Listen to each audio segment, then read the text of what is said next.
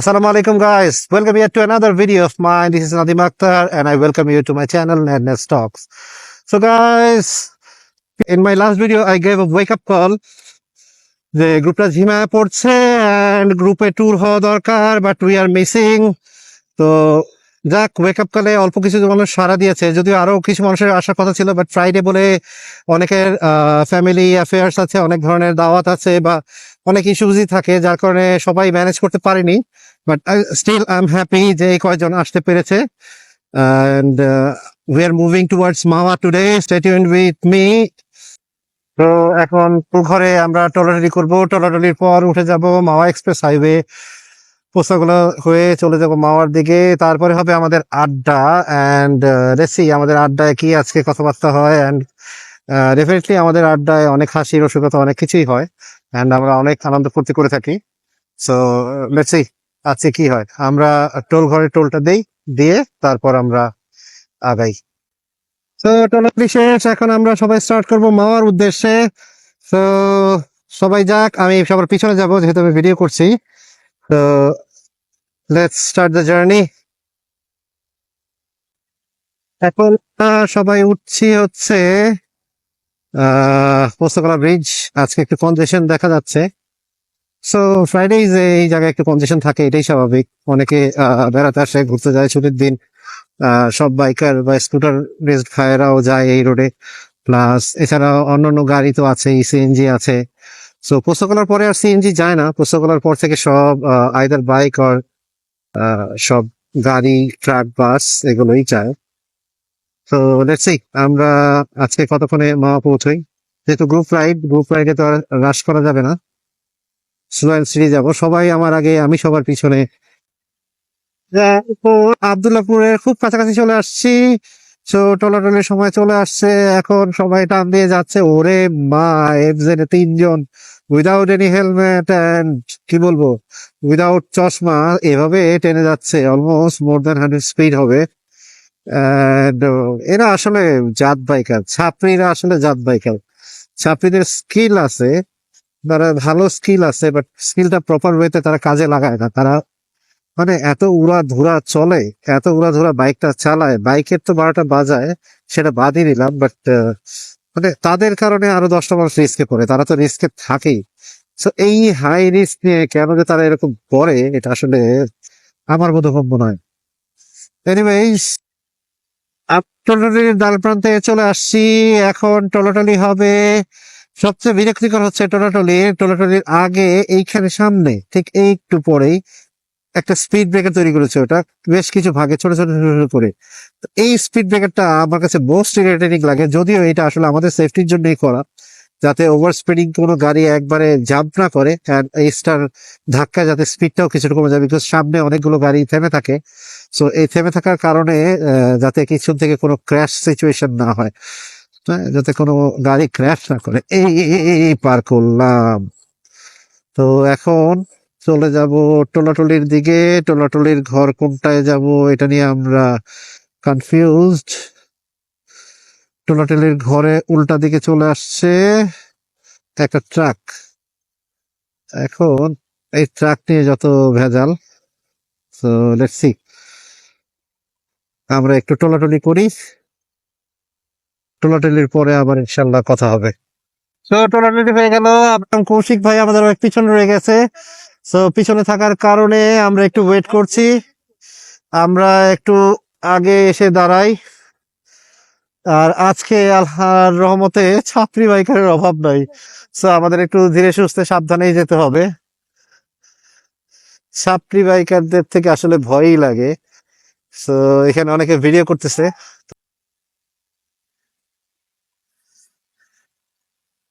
ভাই এই যে এই দিক থেকে দেখেন।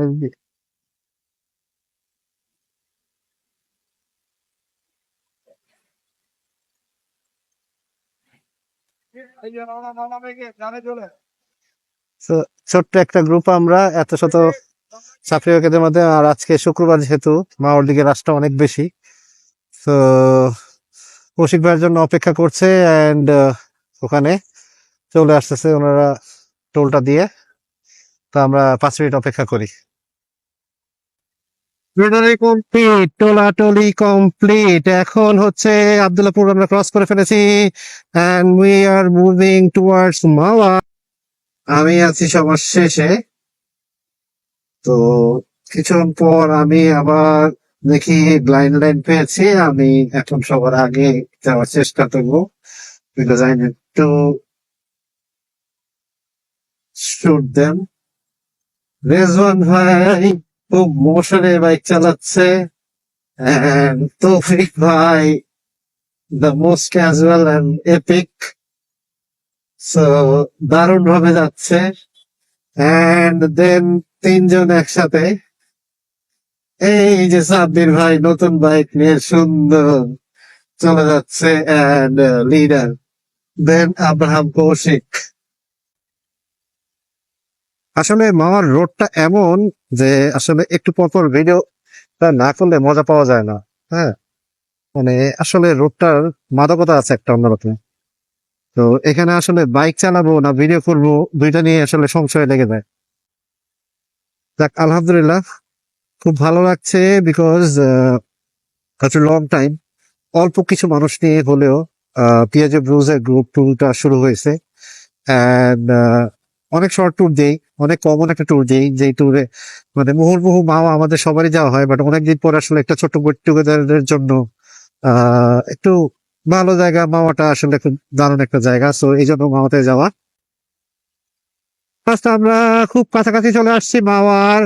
অ্যান্ড আজকে আসলে এখানে এত বাতাস যে যথেষ্ট উইন্ড নয়েজ আসছে। হেলমেটের সব চেম্বার কম্পার্টমেন্ট বন্ধ করার পরও কোত্থেকে যে এত উইন্ড নয়েজ আসতেছে বুঝতে পারছি না। এনিওয়েজ আমরা মাওয়ার খুব কাছে and, মা পৌঁছেই শুরু হবে জম্পেশ আড্ডা। আজকে আড্ডার বিষয়বস্তু বিষয়বস্তু কি জানি না, জাস্ট ক্যাজুয়াল আড্ডা। অনেকদিন পর গ্রুপের মেম্বাররা এক হচ্ছি। যদিও গ্রুপের আসলে প্রায় 14-15 ভাগের এক ভাগ আজকে আমরা। আমাদের গ্রুপটা all around 75 members, but 75 members এর মধ্যে আসলে সবাইকে একত্র করা সম্ভব না। আশা করেছিলাম অ্যাটলিস্ট 10 থেকে 12 জন বা 15 জন হবে, বাট আনফর্চুনেটলি আমরা মাত্র 5 জনই আজকে ম্যানেজ করতে পেরেছি। আমি অনেকদিন ধরে গ্রুপের রাইডের অপেক্ষায় ছিলাম অ্যান্ড এই গ্রুপের রাইডের অপেক্ষায় থাকার একটাই reason because I love this group. This is the first group of my life in terms of scooterist. আর স্কুটারিস্ট হওয়ার পর যে প্রথম গ্রুপ, এই গ্রুপের প্রতি আসলে একটা অন্যরকম মায়া কাজ করে। সো সেই মায়া থেকেই আসলে এই গ্রুপটার জন্য আসলে ওয়েক আপ কল করে একটা ভিডিও তৈরি করা হয়েছিল। And আজকে আমি প্ল্যান করছি, যেহেতু ওয়েক আপ কলের পরপরই সেকেন্ড উইকেই একটা ট্যুর অ্যারেঞ্জ হয়ে গেছে, যদিও একেবারে ছোট্ট একটা গ্রুপ, শর্ট একটা ট্যুর, বাট স্টিল আলহামদুলিল্লাহ গ্রুপের তো ট্যুর। মাওয়া যাওয়ার পথে এই জায়গাটা মানে দুই পাশে খুব সুন্দর, পুরো রোডে খুব সুন্দর, বাট আমার কাছে এই জায়গাটা স্পেশালি এই মাঠের এই সাইডটা খুব স্পেশাল মনে হয় বিকজ বিশাল একটা মাঠ, সুন্দর, মানে এটা বলা যায় ক্ষেতের মতো, আবার খেলার জায়গাও বলা যেতে পারে। এত সুন্দর মাঠ, চারদিকে গাছ, কিছুটা মনে হয় পাহাড়ি এরিয়া চলে এসেছি, দূর দূরান্তে যেভাবে গাছগুলো দেখা যাচ্ছে, আপস অ্যান্ড ডাউনস। অ্যান্ড মাওয়ার রোডটাও তো এরকম কিছুক্ষণ পর পর ফ্লাইওভারের মতো পাস ওভার আছে, তো যার কারণে এটা আসলে অন্যরকম একটা সৌন্দর্য। অ্যান্ড বাংলাদেশে যত রোড আছে তার মধ্যে 300 ফিট অ্যান্ড তারপরে হচ্ছে মাওয়া রোডটা সৌন্দর্যের দিক দিয়ে। এছাড়াও যদি আপনি প্রাকৃতিক সৌন্দর্যের কথা বলতে চান, যে প্রাকৃতিক সৌন্দর্যের মাঝখান দিয়ে আপনি যাচ্ছেন, এরকম অনেক রোড আছে। হ্যাঁ, তো রাঙামাটি যেতে এরকম পরে, পাহাড়ি অঞ্চল যেতে তো পরে, সাজেক যেতে এরকম পরে। আনফর্চুনেটলি আমি কোনো একটা পার্সোনাল রিজনে যখন সাজেক গিয়েছি, তো কোনো ছবি তুলে নেই বা কোনো ভিডিও করে নেই। ডেফিনেটলি একটা পার্সোনাল রিজন। মানে রিজনটা কি আসলে একা হঠাৎ করে চলে গিয়েছি সাজেক, সবাই বলবে এই রিস্ক দিয়ে গেছে, বিপদ হতে পারতো, এই সেই হ্যান ত্যান। তো আলহামদুলিল্লাহ কোনো বিপদ হয় নাই, বাট ওই যে একটা মনে মনে ভয় কাজ করছে, সবাই প্যানিক করবে, প্যানিক করে একটু আমাকেও মানে ব্রেনে ঝালাপালা করবে, তো দ্যাটস ওয়াই আমি আসলে সাজেকের ভিডিওটা শেয়ার করিনি। সো এনিওয়েজ, আজকে হচ্ছে মামা টু পেঁয়াজের ব্রুজের সাথে। সো এটা নিয়ে কথা, কিছুক্ষণের মধ্যে আমরা মামা পৌঁছে যাব। চলতে চলতে পথের মধ্যে ছোটখাটো একটু একটা দুর্ঘটনার মতোই ঘটলো। ওরকম মারাত্মক কিছু না, বাট একটু মারাত্মক কিছু হইলে হতে পারতো, বাট আলহামদুলিল্লাহ কৌশিক ভাই খেয়াল করাতে সমস্যা হয়নি। সেটা হচ্ছে কৌশিক ভাইয়ের বাইকের যে এক্সস্ট ইঞ্জিনের সাথে যে কানেকশনটা, ওখান থেকে দুইটা নাট পড়ে গেছে। তো ভাগ্য ভালো এক্সস্টটা ভিতরে আটকে আছে, অ্যান্ড সমস্যা হয় নাই। ও মাই গড, বৃষ্টি শুরু হয়ে গেল। বৃষ্টির মধ্যে ভিডিও করাটা খুব টাফ। বৃষ্টি শুরু হয়েছে, এখন আর কি করার। তো এখন একটু টানতেছি। ও মাই গড, বৃষ্টিগুলো মনে হচ্ছে গায়ে একেবারে কাটার মতো লাগতেছে। তো রাস্তা দিয়ে চলে আসলাম আমরা। এটা একটা সুন্দর রাস্তা হয়েছে, নাইস। এখন আর ওখান দিয়ে পার হইতে হয় না, এইটা আরো সেফ হয়েছে। এখানকার রাস্তাটা ভালো। তো বৃষ্টি তো মোটামুটি শুরু হয়ে গেল, and আমরা মা ওখানের কাছাকাছি।